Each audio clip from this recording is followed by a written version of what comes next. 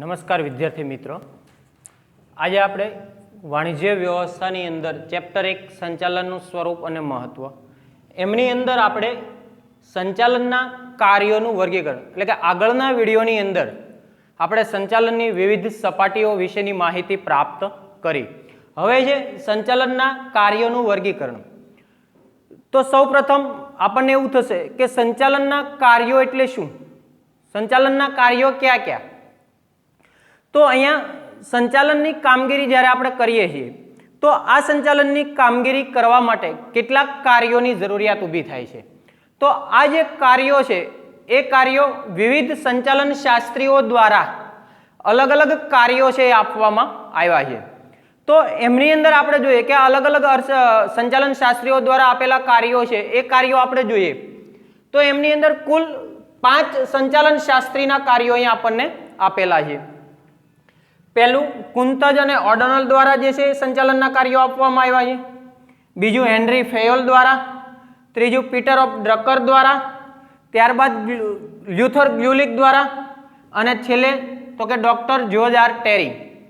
એટલે કે આ અલગ અલગ સંચાલન શાસ્ત્રીઓએ આપણને અલગ અલગ સંચાલનના કાર્યો છે એ અહીંયા આપણને આપ્યા છે.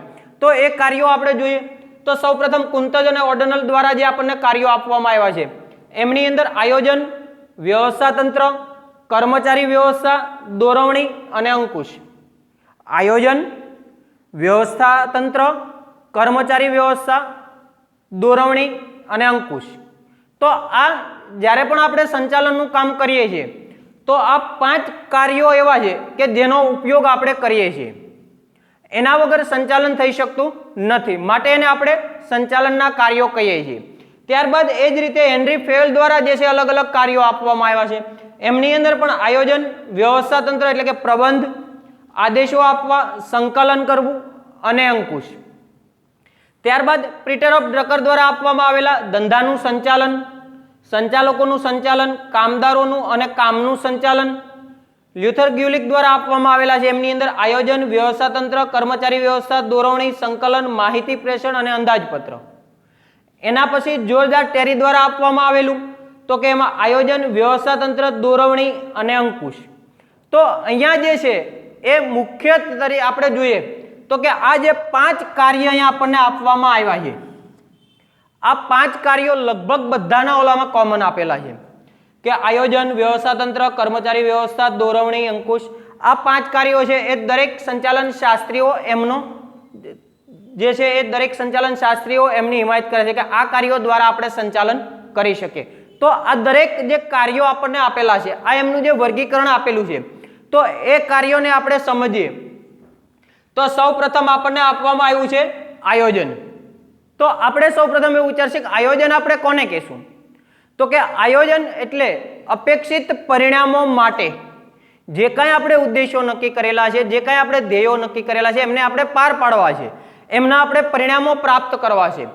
તો આ આયોજન એટલે કે અપેક્ષિત પરિણામો માટે જે કાંઈ આપણે પરિણામો નક્કી કર્યા છે એમના માટે થઈ અને એ પસંદગી કરવી, એમના માટે નીતિ નિયમોનું ઘડતર કરવું, એના માટે વિવિધ કાર્યક્રમો જે છે એ અપનાવવા, વિવિધ કાર્યક્રમો, વિવિધ યોજનાઓનું ઘડતર કરવું. એટલે કે જે કાર્ય આપણે ભવિષ્યની અંદર કરવાના છે એ ભવિષ્યની અંદર થનાર કાર્યનું વર્તમાનની અંદર આયોજન, વર્તમાનની અંદર એમની પૂર્વ વિચારણા એટલે કે પૂર્વ વિચારણા અને પૂર્વાનુમાનો એટલે કે આયોજન એટલે કે ભવિષ્યની અંદર થનારા કાર્યોનું વર્તમાન સમયની અંદર પૂર્વાનુમાનો કરવા, પૂર્વ વિચારણા કરવી અને એના માટેના અલગ અલગ યોજનાઓ અને કાર્યક્રમો ઘડવા એટલે કે આયોજન કરવું એવું આપણે કહી શકીએ. ત્યારબાદ બીજું તો કે વ્યવસ્થા તંત્ર. તો વ્યવસ્થા તંત્ર એટલે શું તો કે આયોજન દ્વારા આપણે અલગ અલગ યોજનાઓ તૈયાર કરી અલગ અલગ જે છે એ કાર્યક્રમો આપણે ઘડ્યા છે તો એમનો અમલ કરવો છે પણ એમના માટે અલગ અલગ વ્યવસ્થાની પણ જરૂરિયાત ઊભી થાય છે કે જે કાંઈ આયોજનની અંદર આપણે કાર્ય કરવાનું છે એ કાર્યને અમલ કરવા માટે તો કે અલગ અલગ પ્રકારની વ્યવસ્થા જે છે એની જરૂરિયાત ઊભી થાય છે. તો એના માટે ધંધાકીય એકમની અંદર કાર્ય કરતા કર્મચારીઓ છે એ કર્મચારીઓને સત્તા અને જવાબદારીની વહેંચણી કરવી, એમનું એક માળખું તૈયાર કરવું જેને આપણે વ્યવસ્થા તંત્ર તરીકે લઈ શકીએ. એટલે કે ધંધાકીય એકમની અંદર જે આયોજન દ્વારા કાર્ય નક્કી થયેલું છે એ જ કાર્યને પાર પાડવા માટે જે યોજનાઓ નક્કી થઈ છે તો એના માટેનું એક માળખું તૈયાર કરવું એટલે કે વ્યવસ્થા તંત્ર, એક આંતર માળખું આપણે તૈયાર કરીએ છીએ। એટલે કે આપણે જોઈએ છે કે આગળ જે વિવિધ સપાટીઓ જોઈ છે તો એ વિવિધ સપાટી આપણે અલગ અલગ બનાવી છે, ઉચ્ચ સપાટી, મધ્ય સપાટી, તળ સપાટી। એમાં ઉચ્ચ સપાટીની અંદર કોનો કોનો સમાવેશ થાય, મધ્ય સપાટીની અંદર કોનો થાય, તળ સપાટીની અંદર કોનો સમાવેશ થાય। તો આ એક પ્રકારનું આપણું માળખું થયું છે કે જે વિવિધ સપાટીઓ જે તૈયાર કરી છે એ આપણું એક પ્રકારનું માળખું થયું, જેને આપણે વ્યવસ્થા તંત્ર તરીકે ઓળખી શકીએ કે મધ્ય સપાટીની અંદર કાર્ય કરવાના છે તો અલગ અલગ વિભાગીય અધિકારીઓની નિમણૂક કરવી, વિભાગીય અધિકારીઓ જે છે એ વિભાગીય અધિકારીઓને સત્તા અને જવાબદારીની સોંપણી કરવી, એમને અલગ અલગ સૂચનો આપવા। તો આ બધું કરવા માટે વિભાગીય અધિકારીઓની નિમણૂક કરવી પડે છે, એમને સત્તા અને જવાબદારી આપવી છે, તો એના માટે જે છે એ વ્યવસ્થા તંત્ર જરૂરી છે। એટલે કે વ્યવસ્થા તંત્રનું એક માળખું જે છે તૈયાર કરવું જરૂરી બને છે। એ પણ સંચાલનનું એક કાર્ય છે કે જ્યારે આપણે સંચાલન કરતા હોઈએ ત્યારે જે આપણે કાર્ય કરવાનું છે એ કાર્ય કરવા માટે વ્યવસ્થા તંત્ર છે એ ખૂબ જ જરૂરી છે। ત્યારબાદ કર્મચારી વ્યવસ્થા, તો આપણે વ્યવસ્થા તંત્રનું માળખું ઊભું કર્યું છે, એક એનો નકશો તૈયાર આપણે કરી દીધો છે કે ઉચ્ચ સપાટી, મધ્ય સપાટી, તળ સપાટી, ઉચ્ચ સપાટીમાં કોનો સમાવેશ થાય, મધ્ય સપાટીમાં કોનો સમાવેશ થાય, તળ સપાટીમાં કોનો સમાવેશ થાય। પરંતુ આ એક માળખું, એક વ્યવસ્થા તંત્ર આપણે તૈયાર કર્યું છે, પણ એ વ્યવસ્થા તંત્ર પ્રમાણે કાર્ય કરવું તો કાર્ય કોણ કરે? આ જે વ્યવસ્થા તંત્ર આપણે તૈયાર કર્યું છે તો એ વ્યવસ્થા તંત્ર પ્રમાણે, એના માળખા પ્રમાણે આપણે કાર્ય કરવું છે, પરંતુ આ કાર્ય કોણ કરે? તો કે આ કાર્ય કરવા માટે કર્મચારી વ્યવસ્થા જે છે એ ખૂબ જ જરૂરી છે। એટલે કે અલગ અલગ વિભાગો માટે, અલગ અલગ પોસ્ટ માટે અલગ અલગ કર્મચારીઓની જરૂરિયાત ઊભી થાય તો કર્મચારી વ્યવસ્થા આપણે ઊભી કરવી જોઈએ। તો એમની અંદર બાકીની બધી જ વસ્તુ આવે છે કે કર્મચારીઓની જે છે એમની ભરતી કરવી, એમને બઢતી, બદલી, આ બધું કાર્ય આપણે કરવું તો એ કર્મચારી વ્યવસ્થાની અંદર જે છે એ આવે છે। એટલે કે ધ્યેય પૂર્તિ કરવા માટે કર્મચારીઓ જે છે એ યોગ્ય પ્રકારના કર્મચારીની વ્યવસ્થા કરવી। તો અહીંયા કર્મચારી વ્યવસ્થા એટલે કે કર્મચારીઓને મેળવવા, કેળવવા અને જાળવવા। તો કે કર્મચારીઓને આપણે મેળવવાથી લઈ અને એમને જાળવી રાખવા સુધીની પ્રોસેસ કર્મચારી વ્યવસ્થાની અંદર આવે। તો કે સૌપ્રથમ આપણે કર્મચારીઓને મેળવવા, તો કે કયા વિભાગમાં કર્મચારીઓની જરૂરિયાત છે, એ જરૂરિયાત પ્રમાણે કયા પ્રકારના કર્મચારીઓ, કયા લાયકાતવાળા, કેટલા અનુભવવાળા, કયા પ્રકારના કર્મચારીની જરૂરિયાત છે એ પ્રમાણેના કર્મચારીઓને પહેલા આપણે મેળવવા પડે। ત્યારબાદ એ કર્મચારીઓને આપણે મેળવીએ છીએ તો એમને કેળવણી પણ આપવી પડે, એમને તાલીમ આપવી પડે છે, પછી જ એ આપણા વિભાગની અંદર કાર્ય કરી શકે છે। તો કર્મચારીઓને મેળવવા, કેળવવા અને છેલ્લે તો કે એમને જાળવવા। એટલે કે આપણા એકમની અંદર કર્મચારીઓને લાંબા સમય સુધી જાળવી રાખવાની પ્રક્રિયા। કર્મચારીઓ જે છે એ જો જળવાય નહીં, દાખલા તરીકે કર્મચારીઓને આપણે ભરતી કરી, એમને તાલીમ આપી તરત એ જતા રહે તો શું કરવાનું? આપણે કાયમી માટે જે છે કર્મચારીઓની ભરતી કરીને તાલીમ જ આપવાની નહીં, પણ તાલીમ પામેલા કર્મચારીઓ છે એ તાલીમ પામેલા કર્મચારીઓ લાંબા સમય સુધી જળવાઈ રહે એ માટેની જે વ્યવસ્થા છે એ વ્યવસ્થાને આપણે કર્મચારી વ્યવસ્થા તરીકે ઓળખી શકીએ કે જેમની અંદર કર્મચારીઓને મેળવવામાં આવે, કેળવવામાં આવે અને એમને જાળવી રાખવામાં આવે છે। ત્યારબાદ દોરવણી, તો દોરવણી એટલે શું? તો આપણે જે છે એ આપણા સામાન્ય રીતે આપણે કહેતા હોય કે દોરવણી એટલે કોઈને આપણે જે છે દોરવણી, કોઈને માર્ગદર્શન આપવું, તો અહીંયા પણ એ જ છે કે દોરવણી એટલે કે પરિણામો આપણે જે છે, જે કાંઈ આપણે કાંઈ કાર્ય કરવાનું છે, જે કાંઈ આપણા ઉદ્દેશો છે એ ઉદ્દેશોને પાર પાડવા માટે, ધ્યેય પૂર્તિ માટે જે કાંઈ આપણી પાસે કર્મચારી દળ છે, જે કાંઈ આપણી પાસે કામદારો જે છે એમને માર્ગદર્શન આપવું, એમને સૂચનો આપવા, એમનું જે કાંઈ કાર્ય થઈ રહ્યું છે એ કાર્ય માટે એમને તાલીમ આપવી એટલે કે દોરવણી। એ કર્મચારીઓને દોરવણી આપણે આપવી જોઈએ, એટલે કે એમને જે છે માર્ગદર્શન અને યોગ્ય સૂચનો આપવા, જેને આપણે દોરવણી તરીકે લઈ શકીએ। ત્યારબાદ જે આપણને આપવામાં આવ્યું છે એ અંકુશ, તો અંકુશનું કાર્ય જે કાંઈ આપણે સંચાલન કરીએ છીએ એ સંચાલનના દરેકે દરેક તબક્કા માટે જરૂરી છે। એ પછી આયોજન હોય, વ્યવસ્થા તંત્ર હોય, કર્મચારી વ્યવસ્થા હોય, કે પછી દોરવણી હોય, દરેક ક્ષેત્રની અંદર કર્મચારીઓ જે છે એ કર્મચારીઓ ઉપર ધ્યાન રાખવું, એમનું નિરીક્ષણ કરવું, એ જે કાંઈ કાર્ય કરે છે એ કાર્યની અંદર જો કોઈ ભૂલ હોય, જો કોઈ પ્રશ્ન ઉદ્ભવતા હોય તો એમનું નિરાકરણ લાવવું, આ બધા જ કાર્યો છે એ અંકુશની અંદર થતા જોવા મળે છે. એટલે કે સામાન્ય રીતે આપણે જોઈએ કે અંકુશનું કાર્ય છે એ સાધનો, આપણા ઉદ્દેશો, જે કાંઈ આપણી પાસે સાધન સામગ્રી જે છે એનો યોગ્ય ઉપયોગ થઈ શકે, આપણા જે ઉદ્દેશો છે, આપણા જે કાંઈ ધ્યેયો નક્કી થયેલા છે તો એમને પાર પાડવા માટે અંકુશનું કાર્ય ખૂબ જ જરૂરી છે. તો આ રીતે જે છે કુંતજ અને ઓર્ડિનલના મુખ્ય 5 કાર્યો જે છે આપણને આપવામાં આવ્યા છે.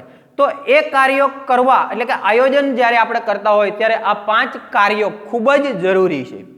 ત્યારબાદ હેનરી ફેયોલે આપ્યા છે, એમની અંદર પણ એ જે છે આયોજન, વ્યવસ્થા તંત્ર, આદેશો આપવા એટલે કે આપણે જે દોરવણીનું કાર્ય કરીએ છીએ, જે આપણે સૂચનો આપીએ છીએ, જે માર્ગદર્શન આપીએ છીએ, અથવા તો ઉચ્ચ સપાટી દ્વારા મધ્ય સપાટીને જે કાંઈ સૂચનો, જે કાંઈ આદેશો આપવામાં આવે છે એનો સમાવેશ થાય છે. મધ્ય સપાટી તો કે એમના કરતાં નીચી સપાટી એટલે કે નિમ્ન સપાટી, તળ સપાટી જે છે એ તળ સપાટીના કર્મચારીઓને જે કાંઈ આદેશો આપે છે, જે કાંઈ એમને સૂચનો આપે છે તો એ આદેશો આપવા. ત્યારબાદ મહત્વનો મુદ્દો તો કે સંકલન. તો કે ધંધાકીય એકમની અંદર દરેકે દરેક કાર્ય કરતી વખતે, સંચાલનનું કામ કરતી વખતે સંકલન ખૂબ જ જરૂરી છે. સંકલન વગરનું કોઈ પણ કાર્ય યોગ્ય રીતે આપણે કરી શકતા નથી. એટલે કે ધંધાકીય એકમના દરેક તબક્કે જોવા મળતું કાર્ય જે સંકલનનું કાર્ય છે. સંકલન એટલે શું? આપણને એવો પ્રશ્ન થશે કે આપણે સંકલન કોને કહીશું? તો કે સંકલન જે છે એ સંચાલન પ્રક્રિયાની દરેક સપાટીએ જે છે થતું જોવા મળે છે. આ ઉપરાંત સંકલન તો કે ધંધાકીય એકમની અંદર અલગ અલગ વિભાગો હોય છે. વિભાગોની અંદર કાર્ય કરતા કર્મચારીઓ, અલગ અલગ સપાટીની અંદર કાર્ય કરતા કર્મચારીઓ, તો આ દરેક કર્મચારીઓ પ્રત્યે તો કે મિત્રતા હોવી, દરેક કર્મચારીઓ પ્રત્યે તો કે સુમેળ ભર્યા સંબંધો હોવા, એને આપણે સંકલન કહી શકીએ.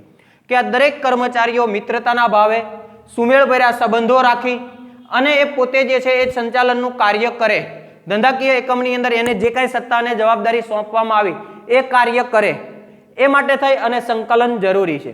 એટલે કે સંકલનને આપણે ટૂંકમાં કહી શકીએ કે એક પ્રકારની મિત્રતા અને સુમેળ ભર્યા સંબંધો દ્વારા કાર્ય કરવામાં આવે. એટલે કે દરેક એકમના એટલે કે ઉચ્ચ સપાટી હોય, એકમની અંદર ઉચ્ચ સપાટી, મધ્ય સપાટી કે તળ સપાટી, ત્રણેય સપાટી અથવા તો અલગ અલગ વિભાગો હોય તો એ દરેક વિભાગના કર્મચારીઓ એક સાથે મળી અને એક સૂત્રતાથી કાર્ય કરે, એમને આપણે સંકલન કહી શકીએ. ત્યારબાદ અંકુશ. અંકુશ આપણે જોયું છે. અંકુશ એટલે કે શું? કે આપણે જે છે એ દરેક ક્ષેત્રની ઉપર એ પોતાનું જે છે એ હક રાખે, એટલે કે પોતે જે છે એ દરેક કર્મચારીઓના કાર્ય ઉપર નિરીક્ષણ રાખે, એમને સૂચનો આપે છે, કાર્યની અંદર કોઈ પ્રશ્ન હોય તેનું નિરાકરણ કરવાના જે છે એ પ્રશ્નો સોલ્વ કરે છે. ત્યારબાદ ધંધાનું સંચાલન. પીટર ઓફ ડ્રકર દ્વારા જે આપણને સંચાલનના કાર્યો આપવામાં આવ્યા છે એ કંઈક અલગ આપણને આપવામાં આવ્યા છે. એમની અંદર પહેલા ધંધાનું સંચાલન, તો કે આપણે જે કાંઈ ધંધો કરીએ છીએ, જે કાંઈ આપણું એકમ છે, તો એ ધંધાનું સંચાલન આપણે કઈ રીતે કરવું, એ સંચાલન કરવા માટેનું કાર્ય અને ધંધાનું સંચાલન તરીકે આપણે કહી શકીએ છીએ. ત્યારબાદ બીજું આપ્યું છે કે સંચાલકોનું સંચાલન. અલગ અલગ એકમની અંદર સંચાલકો હોય, કોઈ ઉત્પાદન વિભાગનું સંચાલન કરતો હોય, કોઈ વેચાણ વિભાગનું સંચાલન કરતો હોય, કોઈ ખરીદ વિભાગનું સંચાલન કરતો હોય, તો આ બધા જ અધિકારીઓ છે, એ અધિકારીઓનું સંચાલન કરવું, જેને આપણે સંચાલકોનું સંચાલન કહી શકીએ. એટલે કે અલગ અલગ સંચાલકો એ સંચાલન કરતા હોય. કામદારો અને કામનું સંચાલન. તળ સપાટી આપણે જતા રહી, તળ સપાટીની અંદર જેટલા બી કામદારો કાર્ય કરે છે, જેટલા બી જે છે એ જોબરો, ફોરમેનો જે છે કાર્ય કરે છે, તો એમનું સંચાલન કરવું અને સાથે સાથે એમનું કાર્ય છે, કયા પ્રકારે કાર્ય કરશે, કયું કાર્ય કોને કરવાનું છે, કેટલા સમયની અંદર કરવાનું છે, તો એ પ્રમાણે કામદારો અને કામનું સંચાલન કરવું. તો આ રીતે પીટર ઓફ ડ્રકર દ્વારા જે છે એ સંચાલન માટેના 3 કાર્યો આપવામાં આવ્યા છે. ત્યારબાદ લ્યુથર ગ્યુલિક કહે તો એમની અંદર પણ આયોજન, વ્યવસ્થા તંત્ર, કર્મચારી વ્યવસ્થા, દોરવણી, સંકલન, એમની અંદર આ 2 જે છે એ અલગ આપવામાં આવ્યા છે. તો કે એક માહિતી પ્રેષણ. માહિતી પ્રેષણ એટલે શું? તો કે માહિતી જે છે એ માહિતીની આપ-લે કરવી. ઉચ્ચ સપાટીએથી જે કાંઈ નીતિ વિષયક નિર્ણયો લેવામાં આવ્યા છે એ નિર્ણયોની માહિતી જે છે મધ્ય સપાટી અને મધ્ય સપાટી થ્રુ તળ સપાટીએ પહોંચાડવાની પ્રક્રિયા.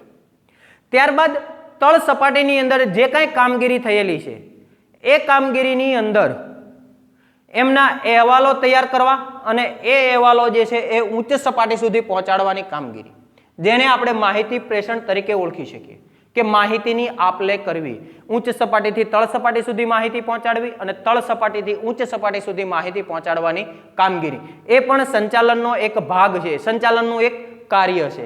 અને છેલ્લે જે આપણને આપવામાં આવ્યું છે અંદાજપત્ર. તો કે અંદાજપત્ર આપણે કોને કહીએ?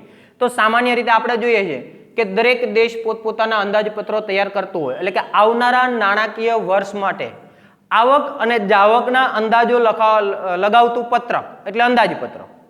તો કે આવનારા સમયની અંદર આવનારું જે વર્ષ છે એ વર્ષની અંદર કેટલી આવક થશે અને એની સામે કેટલી જાવક થશે. તો આવક જે થશે એ કયા કયા વિભાગમાંથી કઈ કઈ જગ્યાએથી આવક થશે અને એ આવક જે થાય છે એનો ઉપયોગ આપણે ક્યાં કરશું, એટલે કે એનો ખર્ચ ક્યાં કરશું, કે કયા જગ્યાએ એમનો ખર્ચ કરવો, કેટલા પ્રમાણમાં ખર્ચ કરવો. તો આવનારા વર્ષ માટે આવક અને જાવકના અંદાજો લગાવતું પત્રક જે છે એ પત્રકને આપણે અંદાજપત્ર કહી શકીએ. તો ધંધાકીય એકમોની અંદર પણ અલગ અલગ અંદાજપત્રો તૈયાર થતા હોય છે.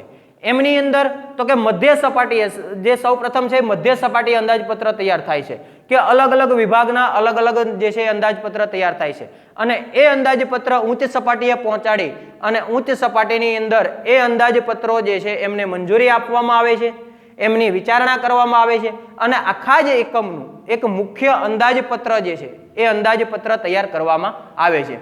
તો એ પણ એક સંચાલનનું કાર્ય છે કે જ્યારે આપણે સંચાલન કરતા હોય ત્યારે અંદાજપત્ર પણ તૈયાર કરવા જરૂરી રહેશે. ત્યારબાદ ડોક્ટર જ્યોર્જ આર ટેરી દ્વારા જે આપવામાં આવ્યા છે એમની અંદર પણ આયોજન, વ્યવસ્થાતંત્ર, દોરવણી અને અંકુશ. તો આવી રીતે એમની અંદર પણ કુલ 4 કાર્યો જે છે આપવામાં આવ્યા છે.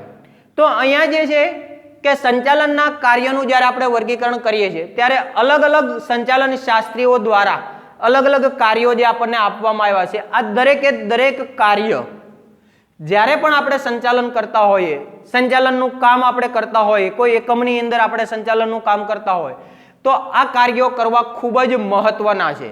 આ કાર્યો વગર આપણે ધંધાકીય એકમનું સંચાલન યોગ્ય રીતે આપણે કરી શકતા નથી. બાકીનું જે છે આપણે આવતા લેક્ચરની અંદર આપણે જોઈશું.